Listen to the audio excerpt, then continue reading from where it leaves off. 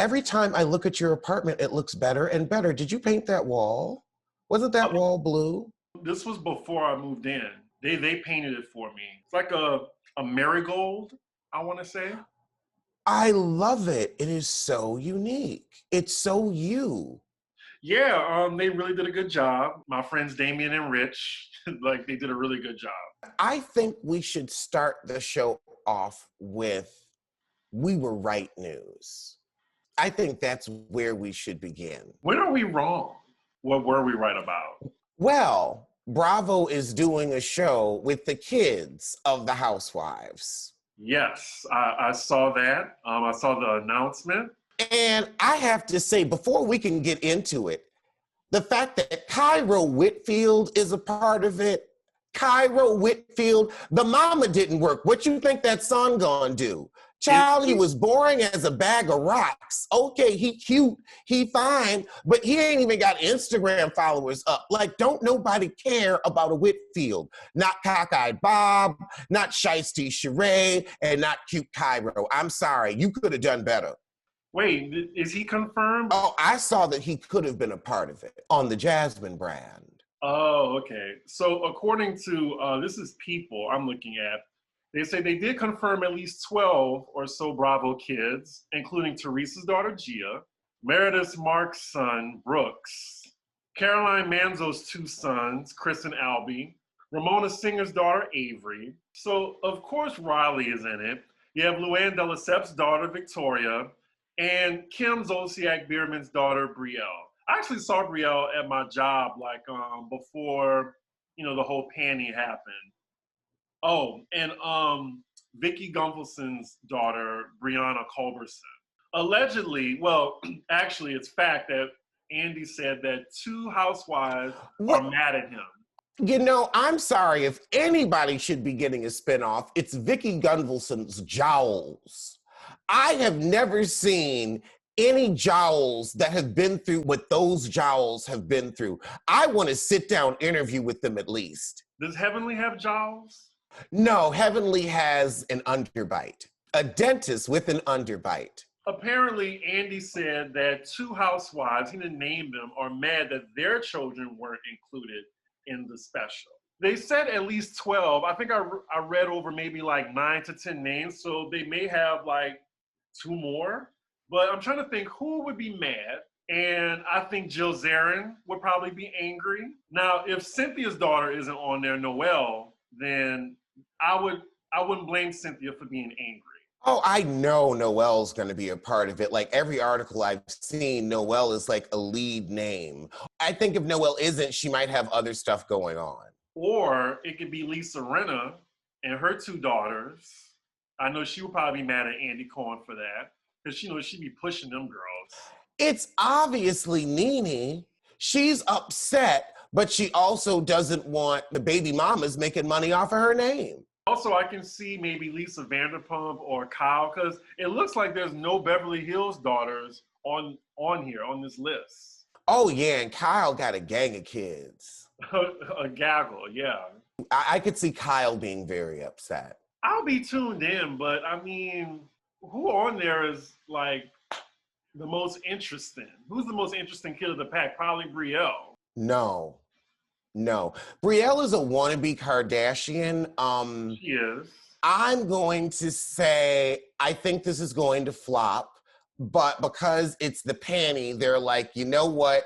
We already got a COVID test you. We may as well use you. We was kind of priming you anyway, since you already have something of a following because of us. Bravo always wants to find a way to get their money. Maybe Brooks, maybe he'll get the spotlight too. The sad thing about Brooks is the only thing interesting about him is that he's gay. That's it. Like, that's his whole personality. Exactly. And you're not even good at it. Like, if you're going to gay, this is how you gay. This is how you gay. Those tracksuits, we would never. Here are some stories that happened, in the beginning of the week. Did you see the Verzuz with the Osley Brothers and Earth, Wind & Fire? I missed it. Well, it's still available on, I believe, the Triller app. Thriller or Triller, I don't know. But it was really good. I enjoyed all 4 hours of it. It was definitely worth it. I did not even recognize Ronald Isley. Did not, like, he looks good. I was like, did they switch this man out? Is this a clone? He got some work done. Like, he had that fur with the black, he looked like a cat daddy. That was peak cat daddy. He looked like he had like a 30-year-old, like, sweet thing, like, waiting for him at home.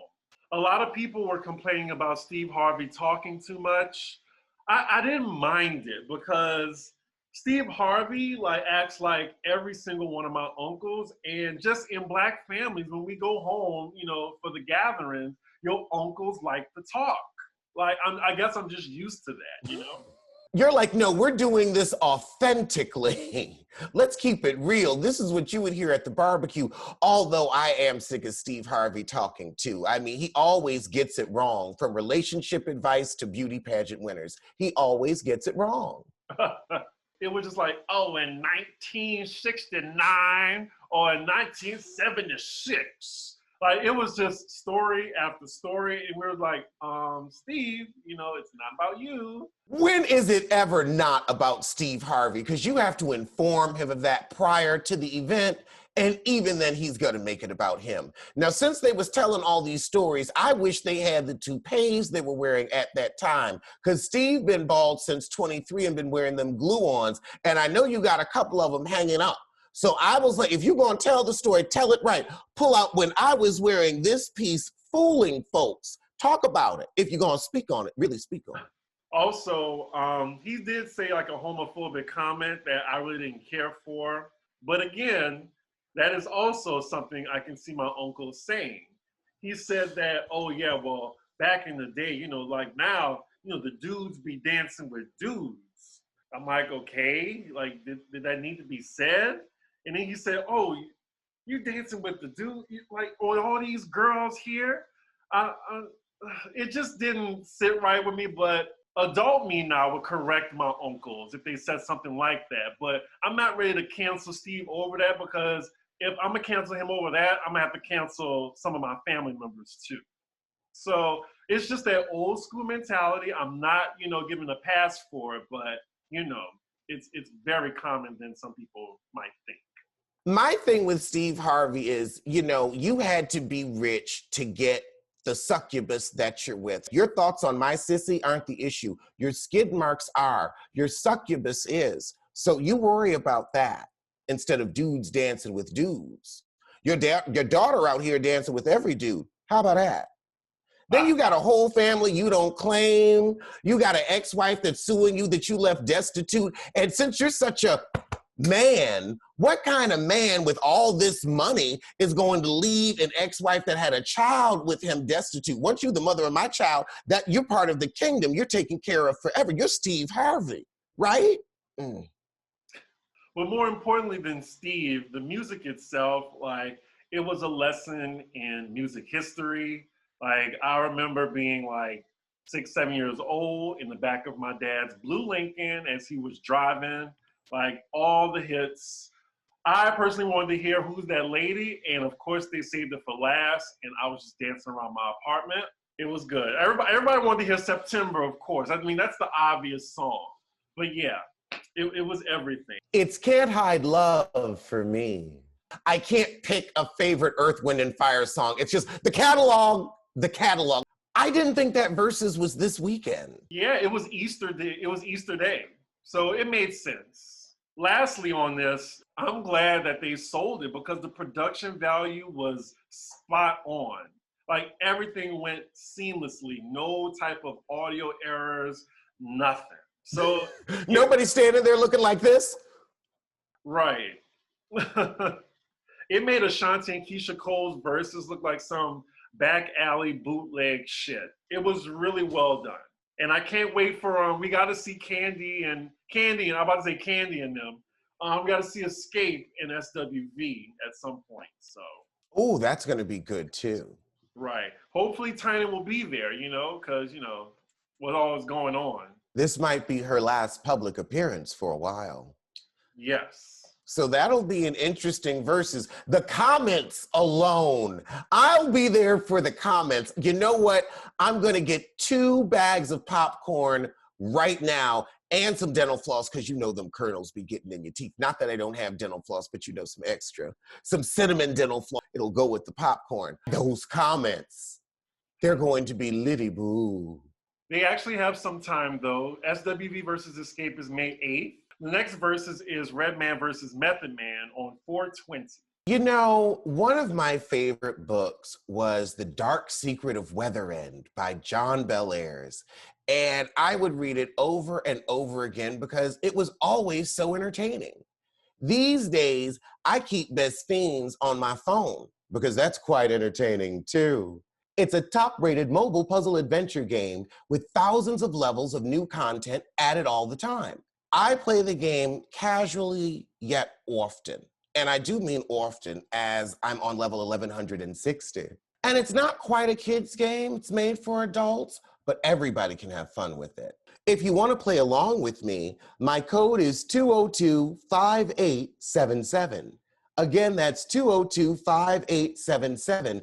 And there are 100 of us playing along right now. My favorite thing about Best Fiends is every level is something different. Every month there's something new. There's always a fun new challenge. There's always a different character to collect and a new way to use them. So it's not just the same thing over and over. It stretches your mind while keeping it fun. So the thing about Best Fiends is it's boredom's worst nightmare. Now, when I'm watching Married to Medicine on Sunday nights and Anila's parts come on, Best Fiends, immediately.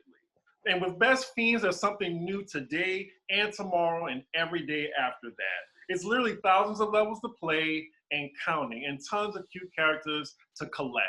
So if you never get tired of solving puzzles, good news. Best Fiends, the fun never ends. But don't blame me if you become slightly obsessed. Now download Best Fiends free today on the Apple App Store or Google Play. That's friends without the R, Best Fiends.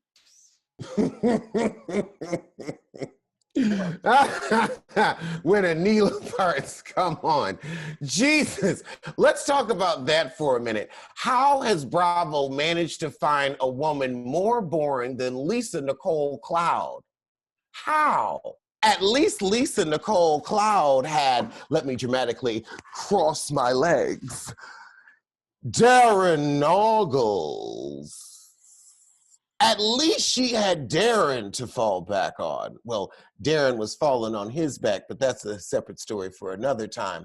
But Anila's mama, grabbing Contessa, grabbing black women is not an interesting plot line. And quiet as it's kept, that heifer should have got a hot knot. Not a hot knot. A hot knot. I really miss Mariah, actually. I miss Quad on the show. Like, it's just... something's missing. Hey, I like Quad on the show. Like when she was on the other week, like she was entertaining. I enjoy her scene. I would say Quad is entertaining because the rest of the ladies are so boring. I can see that. And we're 5 episodes in. And I'm like, come on. Like, can we pick this up? Can Jackie and Dr. Simone get it together, please? I would say this seems to be setting up to be an even worse season than Atlanta, where they didn't know what they were doing with filming, and bringing Anila in. I can't say I wanted Mariah to stay, but compared to Anila, we could have kept Lisa Nicole Cloud and Mariah just so that we could get more of Sissy Noggles. Is she still like married to him? That's a great question. And here's the thing, that's like asking, is Kenya still married to Mark? I mean, marriage, it has different meanings in different relationships. Sometimes it's merely a contract. Sometimes it's a loving relationship. Well, I pray that this season gets better because, Black Bravo Sunday nights has just really been disappointing so far. At least we have the reunion to look forward to. With those horrible looks. It's like it was a drag race fashion challenge where it was the Goodyear challenge where they said, okay, your team Goodyear, your team Michelin, and take a tire and make it fashion. I guess since we're on the reunion, we could talk about the drama with Latoya versus her husband this week. It's been he said, she said between the two of them, but the tea that everyone is talking about, her ex said how much she got paid per episode. And he said that she's acting a fool for $1,000 an episode. That's how much she makes. $1,000. Oh my God. At Bravo? At Bravo. At Bravo, that's a VH1 salary. That's an insult. I'm sorry. If Bravo said that, I'm like, that's racism. That is racism. But $1,000 from NBC Universal. So let me pitch it to you, and you let me know what you think. So I'm gonna give Latoya the benefit of the doubt. So she, has this YouTube platform. She's getting paid $1,000 an episode. So that's about what, 17,000? Like, okay, she's been in every single episode. That's $17,000. You're only going to be the friend of. So not that much is required of you. And then it's $17K plus the 3-part reunion bonus. So is it that bad? And yes, that's a pittance. That's pathetic. You know how much Bravo is making off them ads? I wish the fart I would. She is making pennies on the dollar. Pennies. If you I feel like 50 grand at Bravo is an insult. Like, you got to be talking about, okay, if you actually want me around 100,000, because what she had to spend, well, she didn't spend anything on her hair. She had that one little set of vacation braids for all 17 episodes. I guess that's why she always looked cheap and near naked, because she simply couldn't afford wardrobe with the pittance they were giving her. And then also she's got to pay her agent, she's got to pay her lawyer, and she has to pay her taxes. So literally, she paid money to be on this show. That's like a school stipend. That $1,000 an episode, that is and then do you know how long it takes to shoot an episode? All those hours you've got to be available waiting for Candy to finish eating alone. It's more than that. You'd have to pay me $1,000 per meal for that. Because she will be there all day, and she gonna eat slow, and she just always the last one to finish her food. Then you gotta wait for them to wrap up her to-go. Just for that alone, you could have done 3-4 videos in that time. And also, she could make more on YouTube. She let Bravo pay her in exposure, and what they did was they used her, and then they threw her away. Like she is not Marlo. Exactly, like Yvonne. And then Yvonne came back because Nene needed a plot line. Right. That's what I was thinking, like maybe it was because of the exposure. You have millions of people every week, and maybe that can like offset it, because there's some housewives that some friend ofs who make the jump to full-time cast member, and they get to promote their side hustles. Like we've seen it for Sutton. Like it's official, like Sutton has a diamond now. She took Teddy's diamond, and she was more interested. And now, granted, the ladies on Beverly Hills don't need the money, but, like what you do with the platform is what I think is important. And I think with Latoya, she definitely did not use the platform wisely. I know nothing about her. And she was talking about herself on YouTube about, I'm guessing, what she's going through with her husband. I would have liked to know that. She gave like abuse allegations too, like the background of their marriage. Like, this is what you're on TV for. Tell your story. But all I saw was her up Kenya's ass every single episode, or trying to bully other women. So she's a dummy. I have to agree. And it's not like this is something new where you didn't know what you were going into. This franchise is 13 years deep. People have made whole economies off of this franchise. There was a convention that we went to off of this franchise. So it's like you should have done your homework, had publicist coaching, had some producer coaching. You should have gone in here, especially as a YouTuber, you're on camera, so you already have a little experience. It's not like you're Kim Fields and you just coming on here to clear up some tax debt and then you want to get on. But you did bring up something very important, and that's knowing your worth and knowing how much Bravo makes off this platform, and especially off of you. So it's good to know, like, run them for their pockets because they got it. They got it. Exactly. It's like, I know what you make per ad. So I think we're off Bravo. So I guess we can get into some TV news. Did you see the Pose trailer? I did. It looks like they're trying to make up for that weird second season. It's bittersweet. I almost am like, just drop it like a movie, maybe where it's just give us like 3 nights where we can really get our fill rather than stringing out over 7 weeks. And then also I'm like, okay, it's at least we get to say goodbye to everybody. I like that. I was looking at the trailer and I was like, okay, I see everybody. I see everybody. And then I see some happy times too. Somebody seems to end up rich. I'm like, maybe somebody hits the lotto or something. Like, good. Like I need to see something happy. Right. I don't want it to be all like trauma and gloom and doom. Like, please don't let it be that. My question to you was, when you saw the trailer, some people said, well, I read one tweet and the person said that they focused more on Pray Tell than the other trans women. And I didn't really see it that way. Like, I saw, like, I think everyone got their shine. Right. I would also say it's a trailer, and Pray Tell is something of the narrator of the show. So I could see where it's like, oh, okay, I'm hearing his voice the most. He's doing the reading. So I could see it coming off that way. I think that everybody's going to get their focus. Yeah, and also Pray Tell, what's his name? I think Billy Porter is the most seasoned actor on the show. He has a very dynamic plot line, so if it's him, it's fine with me, but I'm sure they're not going to put all the focus on him. But he is like a really important part of the story.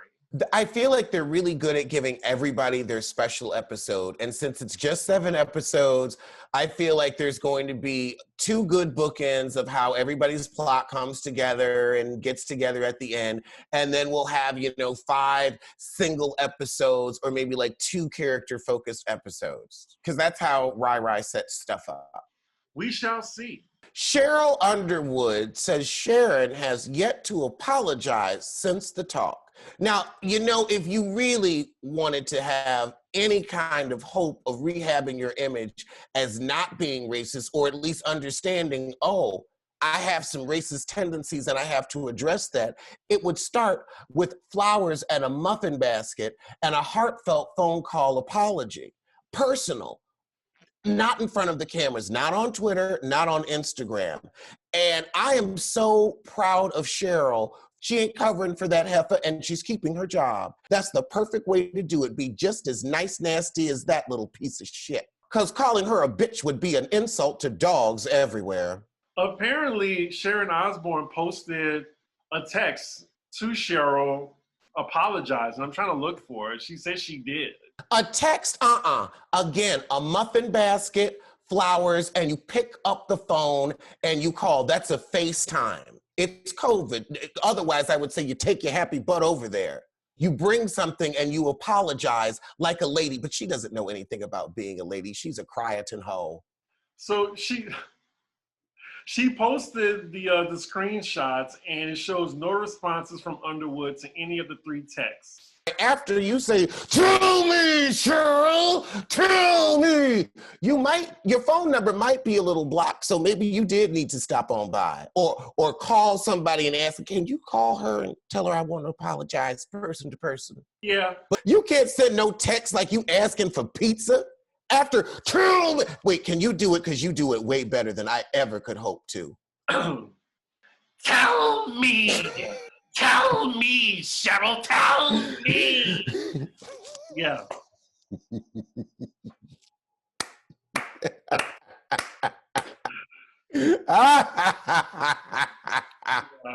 Can we stop with the reboots, y'all? Apparently, House Party is getting a reboot by LeBron James. LeBron James is going through his Michael Jordan phase with movies, and we saw how that worked out for him. And I'm with you on the reboots. Like, there are so many young Black writers that have written new stories that you could tell. Right, and I know we all love House Party, and it's quintessential in Black culture, but I just don't think we need another house party reboot. That's all. But I will say that Space Jam trailer did look good. I was shocked. Shocked. I haven't seen the trailer yet, but I've seen the photos. It looks good. Like, my expectations are a little bit higher now. Okay, I can't believe I haven't seen that because I do trailer reviews. I know, right? How did you miss Space Jam? I really don't know, because sometimes like it'll be a busy week and I won't need to do them, and then like it'll just end up going down the line, so I'll have to check it out. I saw Godzilla versus King Kong. I gave it 10 minutes and turned it off. Why did you try is my question. What did you expect to gain out of... That's a movie that you put on while you're blackening your catfish or frying your fish. It's just for like the visual effects. Just something pretty to look at, like, but was the dialogue that bad? Where it was distracting from the cinematography? None of it was making sense, and it was just, I could not do it. Wait, Godzilla versus who, and you're expecting sense?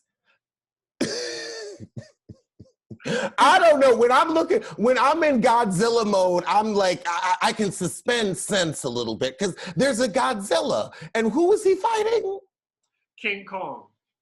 Yes. Oh, and there's a King Kong. So we've got a Godzilla from one mythology and King Kong from another, both together fighting in New York, tearing the city up, trillions of dollars of damage, but you're expecting sense. Now, you like Marvel movies. Now, how many times have they messed up New York? They still wouldn't have rebuilt it by the time they got to the second one. But sense?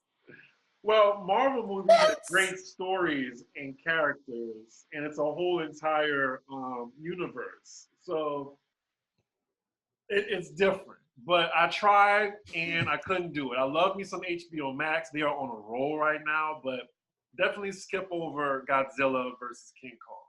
Now, what was really good I enjoyed was Tina, the Tina documentary, because I learned so much. Another lesson in music history. This woman, what she did with her career is unprecedented. She is legendary, and I recommend everyone look at it. It's really good. And she is rock and roll.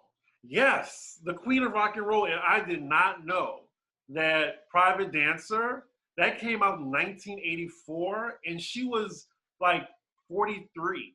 Like, she was just revamping her career at 43, touring in her 40s and 50s. Like, that's unheard of today. Like an artist that's just getting off the ground again. It's amazing what talent can do. Right. There's a lack of today. Speaking of lack of talent, Kim Kardashian is a billionaire, and Forbes continues to not read the room. I don't give a fuck. I really don't. She needs to give a cut to all the Black women that she stole from. Sure does. Like, but don't worry, she's got to deal with Kanye West for the rest of her life. And this is a perfect segue. Like, God had a sense of humor when he was making Khloe Kardashian's face, because now she's in the main topic. Did you hear that Khloe Kardashian, she posted this unflattering photo by accident? Like, it was a regular photo that was untouched. She had a bikini on. All of her photos are unflattering. Unless she, goes and gets a different head, like any with her head, they're unflattering. What had happened was it was posted and she deleted it, but now she's like threatening legal action to like social media. She's trying to get it taken down from wherever. So she's getting her lawyers involved over a picture she posted by accident. Yeah, she's a true idiot, and she's playing in court.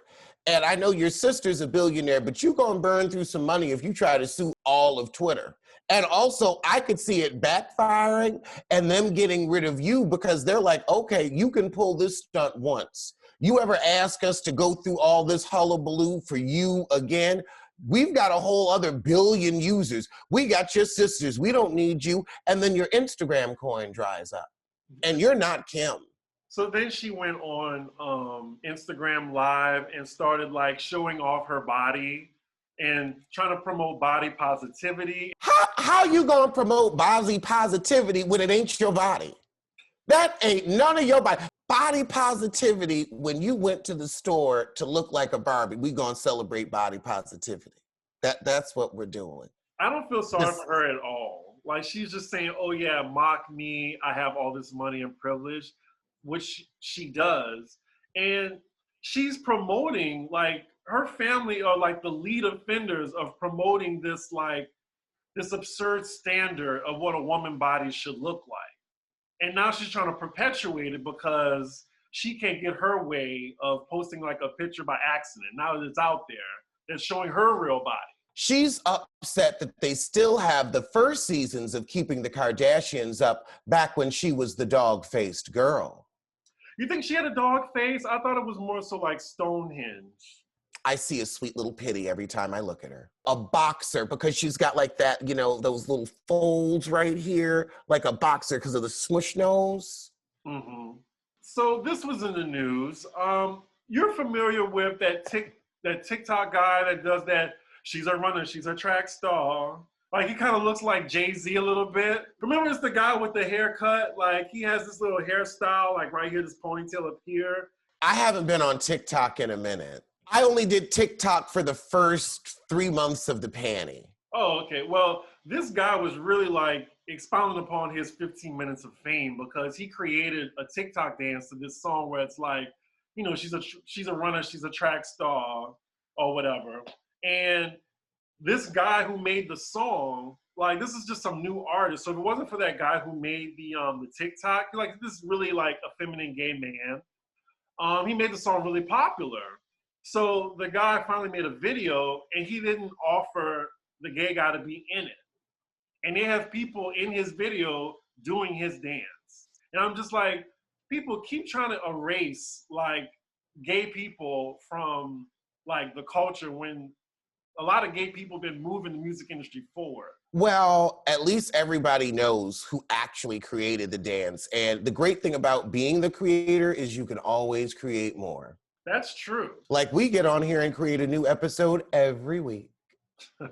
Off the dome. You never have to worry about the guy stealing your jokes. He can't come up with his own material. If you're a fan of Tyler Perry's Madea character, you're likely thrilled with this news. According to reports, the producer, director, and they really gonna call him a writer? I mean, just because you can put chicken scratch on a page and repeat a few words a couple times don't make you a writer, but what have you, is developing a drama prequel series about the early life of his iconic character, Madea. The series, which is said to have been snagged by Showtime, is titled Mabel. It will focus on a crazy 20-something Black woman named Mabel Simmons who moved to Atlanta in '72 when she set the city and the world on fire. Are we here for it? Are we here for a Madea prequel? And is it going to be a young drag queen that plays Madea, or is it going to be like an actual woman? That's a very good question. Is it going to be a woman or a young, like, Tyler Perry-esque drag queen? That's basically what Madea is. Madea is a drag queen. The Black church, which is like his core audience, they've been ignoring it. Mm-hmm. But they're used to silent sissies of the pew. But I'm pretty sure you're going to review this, and it's just, I don't think I'm going to purposely watch this. I have to check out the first episode just to see what it's all about. No, thank you. I'm good. I am good. Nobody wants to spend their Saturday afternoon of busier errands adding one more stop they don't need to, like going to the post office. It's always across town. It's always out of the way. The hours are too short. It's just a hassle to get to. Let your fingers do the walking, mailing, and shipping online at stamps.com. This website allows you to mail and ship from right where you are. Letters, packages, and pay a lot less with discounted rates from USPS and UPS. Stamps.com has saved businesses thousands of hours and tons of money. With Stamps.com, you get the services of the post office and the UPS all in one place with big discounts on mailing and shipping rates. I know, having moved to California, this has been a godsend, not having to go to the post office and being able to receive packages and send them as I get my new life situated. So whether you're a small off sending out invoices, or an online seller shipping out orders, or a big warehouse sending out thousands of packages a day, Stamps.com can handle it all with ease. Simply use your computer to print official US postage 24/7 for any letter, any package, any class of mail, anywhere you want to send. Once your mail is ready, just schedule a pickup or drop it off. It's that simple. With Stamps.com, you get discounts of up to 40% off post office rates and up to 62% off UPS shipping rates. Not to mention, Stamps.com is a fraction of the cost of those expensive postage meters. Stamps.com is a no-brainer, saving you time and money. It's a wonder why nearly 1 million small businesses already use Stamps.com. So stop wasting time going to the post office and go to Stamps.com instead. There's no risk. And with our promo code ROAST, you get a special offer that includes a 4-week trial plus free postage and digital scale. No long-term commitments or contracts. Just go to Stamps.com, click on the microphone at the top of the homepage and type in ROAST. That's Stamps.com, promo code ROAST. Stamps.com. Never go to the post office again. So you gotta let me know what's going on with your girl, Lisa Ray.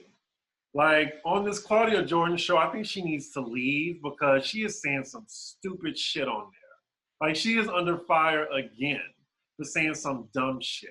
I did not hear about this, but I'm going to say, look, just because I have on cream does not mean Lisa Ray is my girl. You really try, just because I said, you know, I'm gonna break out the cream today, giving you a little San Francisco cable car style. I was like, let me try to look nice for him. Let me put in a little effort. Now Lisa Ray is my girl. So she was on the Auntie Hour. She was basically defending this man. I think this was a Texas radio host. It was some radio host that was comparing Black women's skin tones to toast. Oh, now that I did hear about, because Halle Berry had to get in his ass because he said something about her. And she's like, don't you bring that colorism shit over here. I stand with sisters of all shades, colors, and sizes. She said, I'm not co-signing this in any shape, form, or fashion. Silence would be complicity. I'm speaking out loudly. No. And she got him fired. Yeah, the whole team got fired. The whole radio host got fired.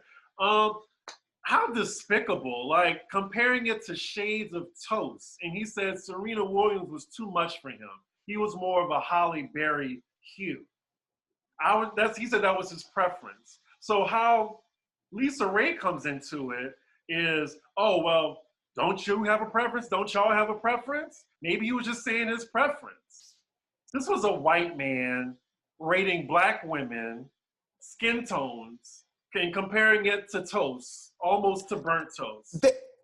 And to me, this takes it back to when we were on the auction block, that level of rating. It's disgusting. Right. It's despicable. Like it made me feel a way inside, like a horrible twinge.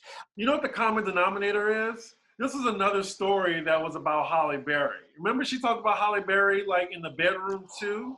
Oh, that's right. She did. What the fuck does she have against Halle Berry? That is a really good question. I guess she's jealous of her career because Halle Berry has a large body of work and sponsorships with, she's been a Revlon model forever. And an Oscar, a Golden Globe.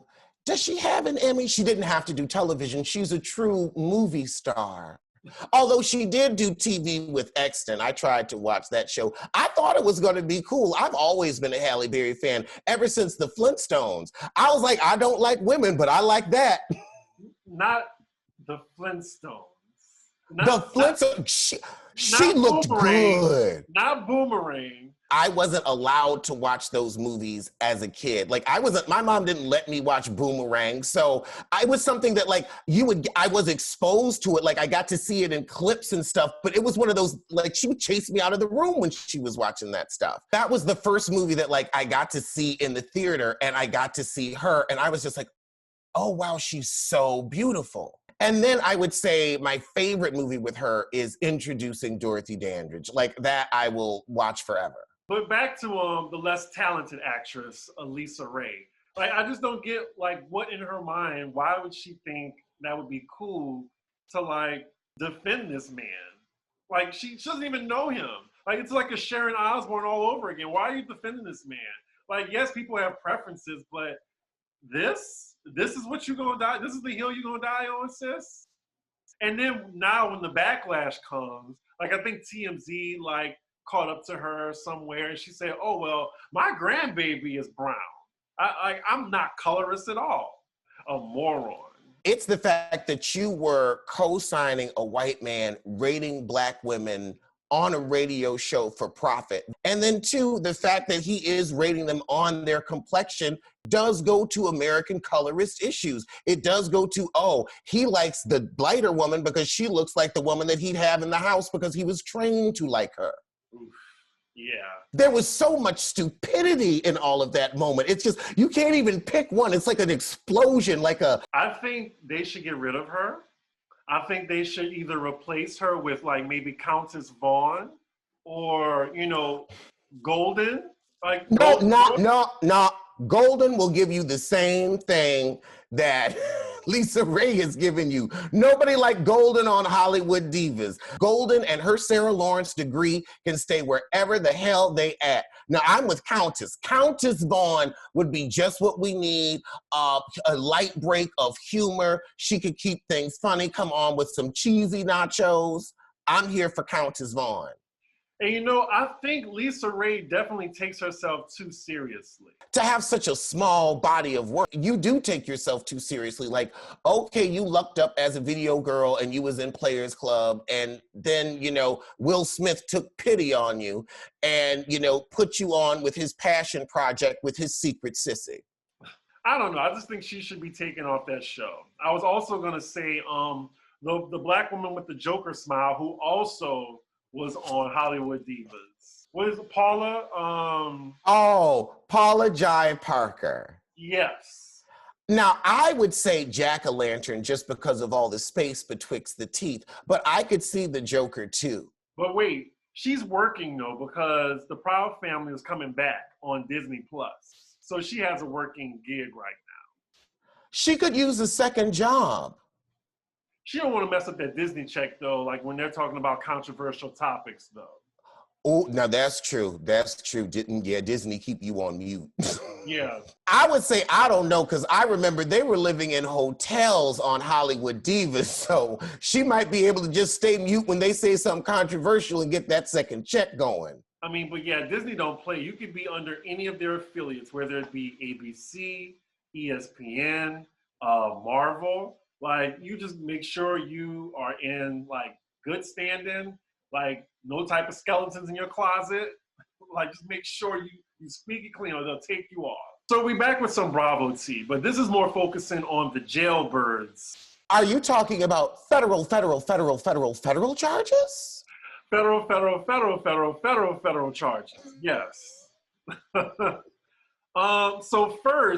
So the tea was that Real Housewives of Beverly Hills, like, the trailer was supposed to release on Tuesday. But this story about Erika Jayne came out that morning, and it just so happened that trailer didn't come out anymore. So this is what came out.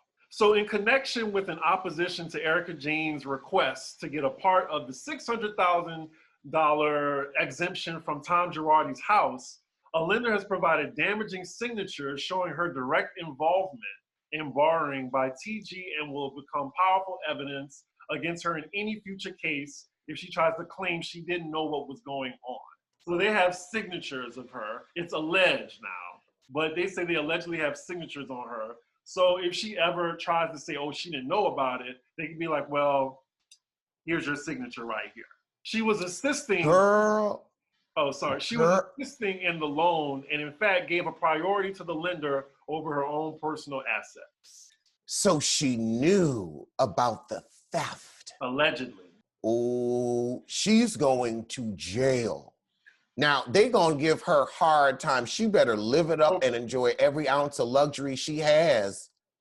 Probation. I think they're gonna give her probation. They're not gonna give her time. They gave Teresa time for less.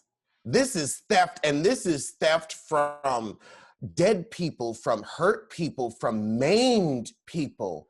This is incredible, unspeakable cruelty. And the fact that you literally were living the high life off of accident victims' settlements, you and your husband, and you knew, oh no, they're gonna throw the book at you. I want them to throw the book at you and it hit you in the eye so hard you walk around blind like that guy from Immature. It's what you deserve. Brandy took his eye out. There was a whole article about it. We talked about it on the show. Yeah, the guy that wears the eye patch. One day, Brandy was like, they were hanging out. Brandy accidentally threw a book behind her and it hit him in the eye and he lost his eye. That's how hard they should throw the book at her. I'm gonna look at that story right after this finishes. I've never heard that, ever. Brandy Norwood. Ray J, like. Before Brandy killed somebody, she took that guy's eye out. We talked about it on the show. I can't believe you don't remember. Look, bonus points for in the audience, if you can find the episode that we talked about that. I will give you a personal follow and give you I'll message you too saying thank you. Like, I do not remember talking about this. This is something I probably would have remembered. But back to Erika Jayne. Coincidentally, the trailer didn't come out, and I'm thinking that they're looking to make Erika the victim in this situation. She's going to get the victim edit. She's not going to get the OG edit from Basketball Wives. So I think they had to go back and re-edit the trailer. I could see that where it's like, okay, well now she's in on it, so now she's the villain. Because technically, I don't know, like with Teresa, I still think they handled that with kid gloves. They have to, because they don't want to end up in the trial while they're on trial. They want to spectate, so there always will be a little bit of, we're not going to say anything, so we have to pay our lawyers. So you know the difference though? I just realized this. With Joe and Teresa, they were trying to like defraud the government. Like what Erika Jayne and her husband was doing, they were like defrauding people who like actually like victims who suffered and stuff like that. So to them, like they could go against Bravo or NBC and say like, oh, you're trying to make this woman who stole from us, like, you know, put her in a good light. So I can see that. So it's kind of different. As well as Jen's situation, because she's like scamming people too. Defrauding oldsters. I didn't even think about that, the public backlash they'll get. Because you're right, they stole from like banks. These are people who have actual victims, because we look at stealing from the bank as a victimless crime because the money's insured, yada, yada, white privilege, we could go on. But when you get out here and take from somebody's auntie or somebody's hurt cousin, oh no, we're gonna hold your feet to the fire. Right. I think Bravo's going to try to protect Erika, though. We'll see. Because Bravo will also throw you under the bus in a minute. Once they've figured out, oh, we've gotten all we can get out of you, we've used you up.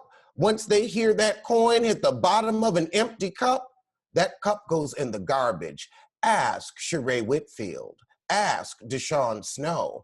Ask Vicki Gunvalson. Ask Tamra Jones. Ask Carolyn Manzo, although she is coming back. Ask Dorinda Medley. Ask Sharisi Jackson Jordan. But you know who you can't ask? Monique Samuels, because she got up and walked out. She said, I think we're done here. In her Charlotte York voice when Charlotte left the gallery. I think I'm done here. I'm not going to finish the day. That's true. I mean, Monique got the last laugh. And now production has to scramble. Right. This podcast is sponsored by Usual Wines. Usual Wines are wines for the modern drinker. Each bottle is 6.3 ounces. A heavy pour or a glass and a half. No more pouring wine down the drain when you don't want to finish the bottle. Because of the single-serve format and bottle design, Usual is always fresh. No more flat bubbly or stale rosé. Usual wines are made from world-class AVAs, American viticultural era, in California, like Napa, Sonoma, and Santa Barbara. And they're made with minimal intervention, zero sugar, and zero additives.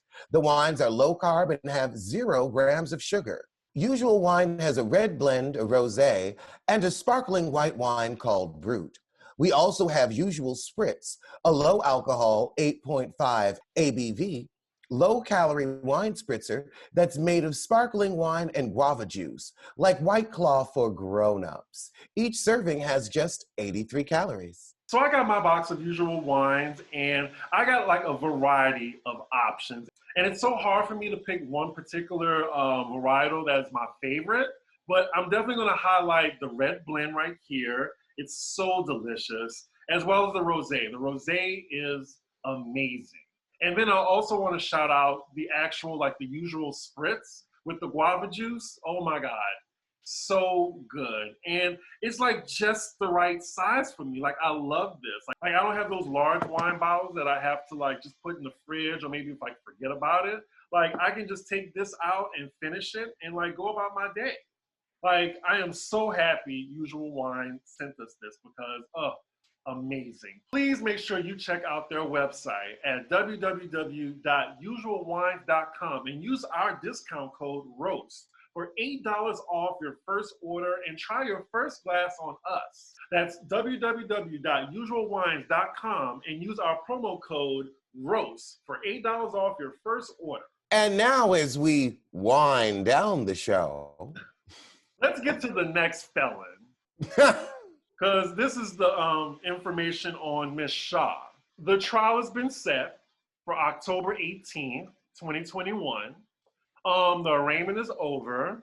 She's being folded into a pending case with other fraudsters from telemarketing. This is a bad blow to her, as they will either snitch on her or she will be forced to have a bad co-defendant sit next to her. High probability she will plead guilty to avoid the draconian white-collar sentences that result from a conviction. Judge said he is folding this into the pending indictment. She's gonna fry. I'm not sure why she's taking this so lightly, but this is really serious. I would say if she goes to trial, I absolutely agree with you. Honestly, it seems like whoever got caught first was the one who had the best opportunity to cop that plea. I think she's going up the river regardless. I think they're going to try to make an example of her. I really do. I feel bad, like for her family. I feel bad for her cute son. Even on her Instagram story, she's saying, "Thank you for being loyal, believing in me, and not believing the hype. This journey has showed me who my true friends are. All my love, hashtag Shah Squad." Delusional. Delusional. Who's believing in her? Nobody's believing in her. The judge don't believe in you. The jury ain't gonna believe in you. The prosecution don't believe in you. I wonder what your husband think, because he ain't said nothing publicly. Nobody believes you, Jen. We believe you did this. We're enjoying watching you fall down the stairs of life. We're not here for you. We're not laughing with you. We're laughing at you. All that support you're getting is as fake as the business you were selling. She said, "This journey has showed me who my true friends are. All my love, hashtag Shah Squad." If you had a real friend, your husband would have stopped you from this bullshit years ago. This story's so good, I had to get a pickle to go with it. But yeah, she's going to continue filming season 2. They both pleaded not guilty to all charges. And she's free on $1 million bond and faces up to 30 years in prison if convicted. Where did she get $1 million bond? Well, don't you just have to pay 10% of that? Where did she get 10% of that? Where did she get $100,000? This is fraud. All of that money should have been seized. Like Erica Jayne is broke because the money was seized. That's what happens when it's fraud. But finally, Andy Cohen said something on this because he's been on vacation for 2 weeks. He said a whole lot of nothing, but on his radio show, he said, "I'm waiting to see how it plays out. I have nothing to add to what we already know, other than I certainly hope and pray none of it is true." Really? Are you serious? Like, Andy Cohen, messy ass, queen ass, nosy ass, Andy Cohen has nothing to say on the matter. Nothing. Nothing? And then you hope it's not true? Oh no, he wants it to be true. He needs it to be true for the ratings. Well, actually, no, he hopes that it's not true because then he'll get 2 seasons out of it.